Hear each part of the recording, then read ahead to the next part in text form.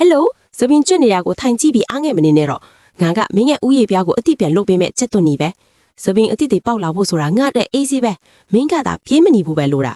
အခုပြောမယ့်နီးကိုတလားလောက်တေချာလုပ်ကြည့်ပြီးရင်တော့ငါစီပြန်လာပြီးကျေးဇူးတင်ဖို့သာပြင်ထားတော့ဘာလို့ငါကဒီလောက်စွမ်းနေရတာလဲ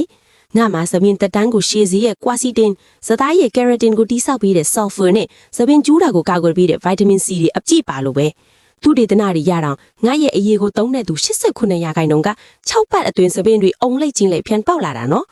ဘလို့လို့မလဲဆိုတော့ကျက်သွနီးကိုကျိတ်ဆက်တဲ့ပိထဲပြီးကျိတ်လိုက်ပြီးရင်အရေးစစ်စစ်ရအောင်တေချာစစ်ထုတ်အဲ့ဒီအရေးတွေကို rosemary ညက်ခတ်နဲ့လေးညင်းပွင့်9ပွင့်လောက်ထည့်ပြီးမှွေလိုက်ပြီးရင်အဖုံးတေချာပိတ်ပြီး3နာရီကနေ9နာရီလောက်အထိအေးအေးဆေးဆေးနှက်ထားလိုက်အောင်အဲ့ဒါမှဆေးအာနီတင်တွေအကုန်ထွက်လာမှာ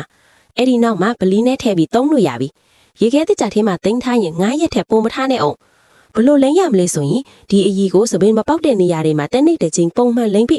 ဥယျာဉ်ပြားတဲ့စိတ်ဝင်ထွက်အောင်လက်ချောင်းလေးတွေနဲ့9မိနစ်လောက်အသားရနှိမ့်ပေးဖို့မမြင့်နဲ့ပြီးရင်မိနစ်30လောက်ထားပြီးမှခေါင်းလျှော့ဤအပြိုစားနဲ့ပြန်ဆေးချလိုက်ရဲတတပတ်အနှဲငယ်အသွင်မှာပဲတိတိတတထူးခြားလာလိမ့်မယ်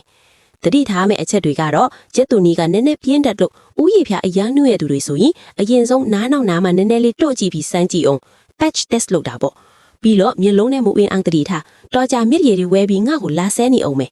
အနံ့ကတော့နည်းနည်းပြင်းမယ်ဒါပေမဲ့စပင်းပေါက်ဖို့အတွက်တော့တီးခန့်လိုက်ပေါ့တဘာဝရတဲ့နီလန်ကောင်းနေထက်တီချင်းတော့